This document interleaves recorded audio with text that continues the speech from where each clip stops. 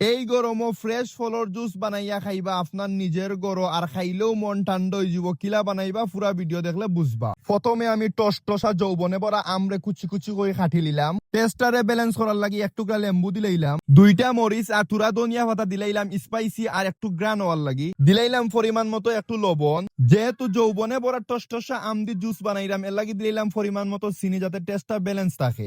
Extra ফ্লেভারও লাগি দিলাইলাম খানদানি প্রাচীন যুগের পরিমাণ মতো কিছু দুধ। সবটা দেওয়া বাদে দিলাইলাম পরিমাণ মতো পানি। এখন আমি খানদানি মেশিনের সাহায্যে ওটারে ব্লেন্ড করমু। দেখো ব্লেন্ড করা বাদে কত সুন্দর স্মুথ এটা জুস হইছে। এখন একটারে একটু ঠান্ডা করার লাগি দিলাইলাম তুরা বরফ। এখন আবার খানদানি মেশিনের মাঝে লাগাইয়া জুসটারে ব্লেন্ড করিলাম। ব্লেন্ড করা শেষ, এখন গ্লাসের মাঝে সুন্দর করে পরিদর্শন করিলিম আপনার সামনে।